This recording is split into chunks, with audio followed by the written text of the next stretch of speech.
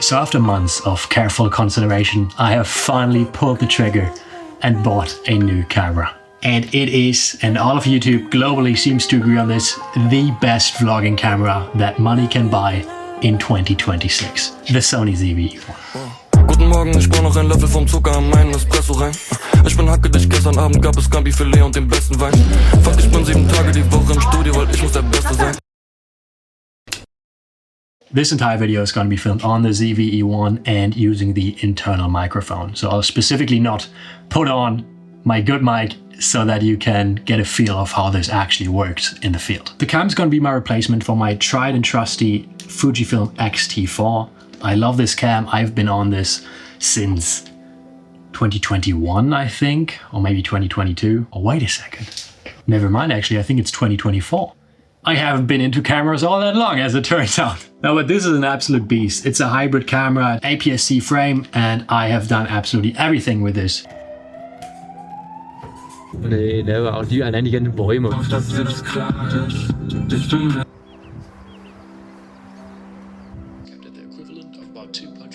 Thing is, it's pretty bulky for what it is. It has terrible autofocus, and the low light performance is just not what I would want out of a camera.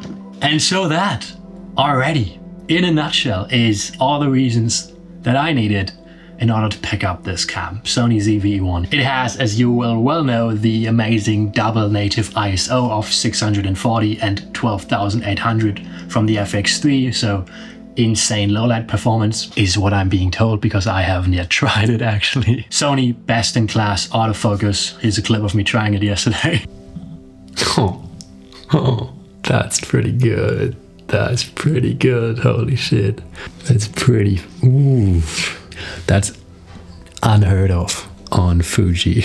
And finally, it is really, really small and light. Like literally so small that it is smaller than this. It's significantly lighter because this is stabilization, all of it, but it also is smaller, not by a lot, but it's a little less tall because this has the dials up top and the viewfinder.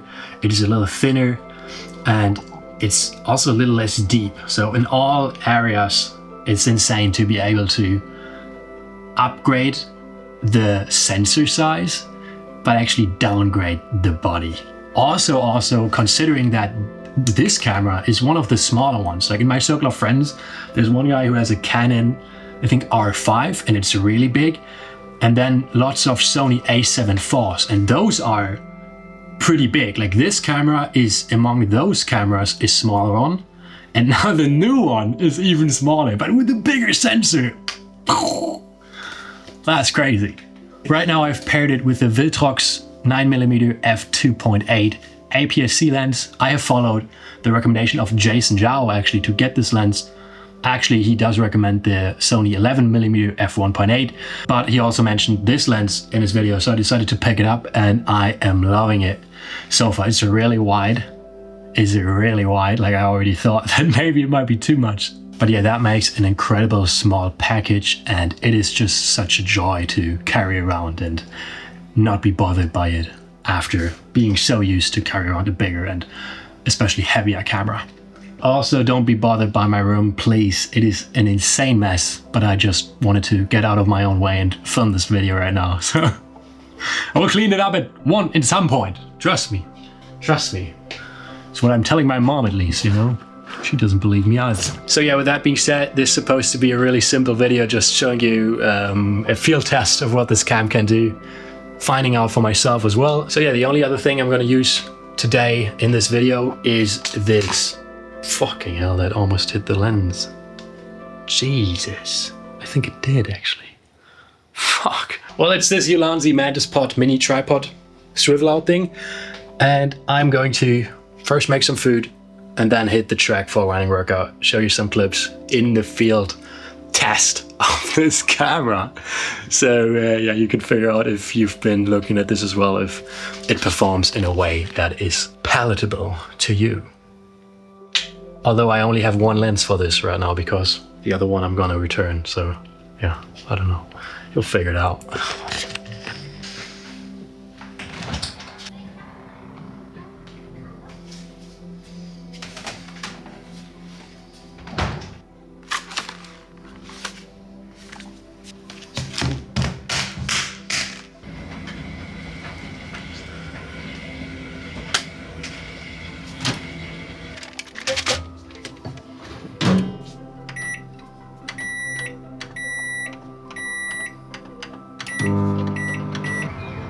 Oh, man.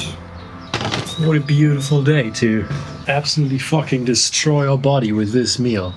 Check it out. Wait, you gotta see this. This looks borderline toxic.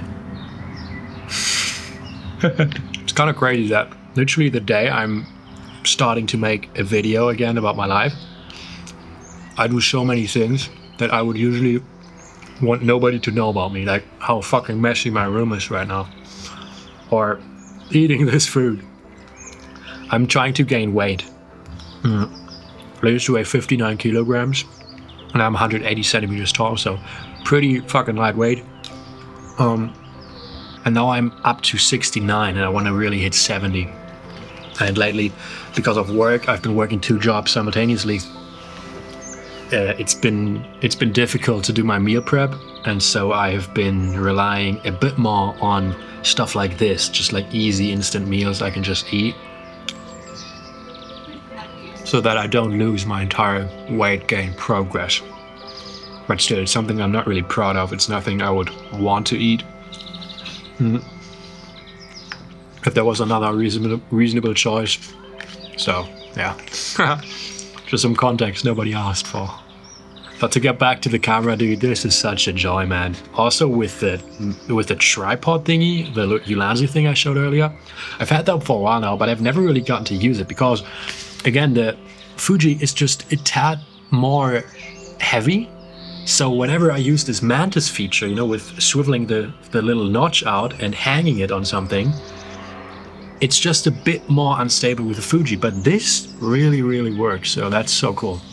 Running around with it, putting it somewhere, hanging it on the fucking microwave door. Well, I didn't take a shot there, but on the fridge or whatever, works really good.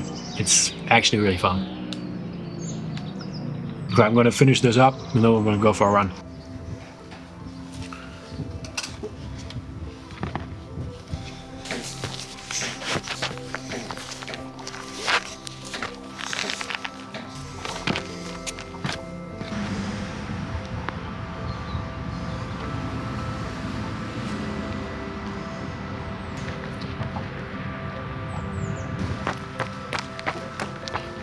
So I've definitely gotten better at doing my thing in public and not worrying about what anybody else is thinking. But I don't know, there's just something about filming yourself in public.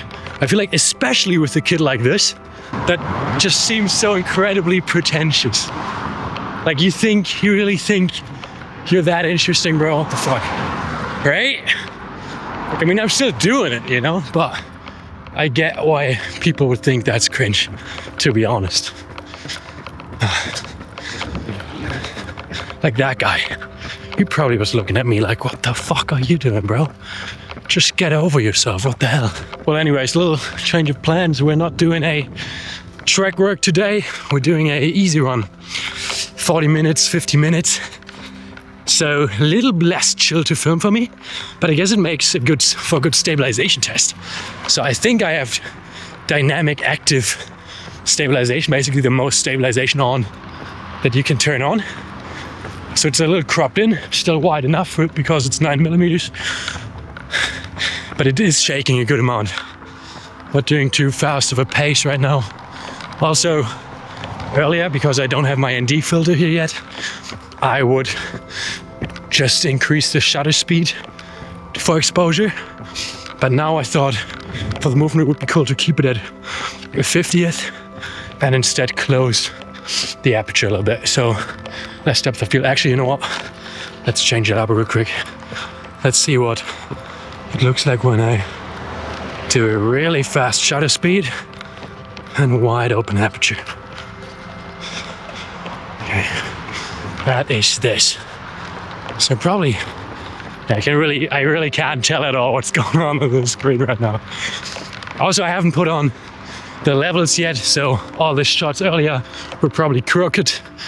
I haven't yet put on the ZBrush, so I'm probably all over with the exposure. But you know what? That's just what it is. And today we're not gonna give a fuck. We're just gonna finish the thing we started, make a little video, and then that's that. Okay.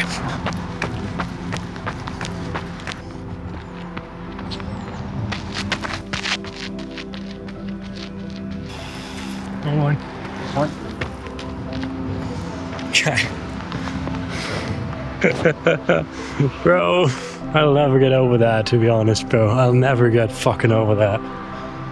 Also, earlier I was running, had my camera in one hand.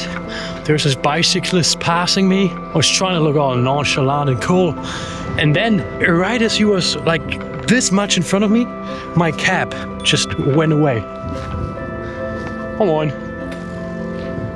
And that was a really weird moment, as this has been, bro. I'm just gonna bury myself under a rock when I get home.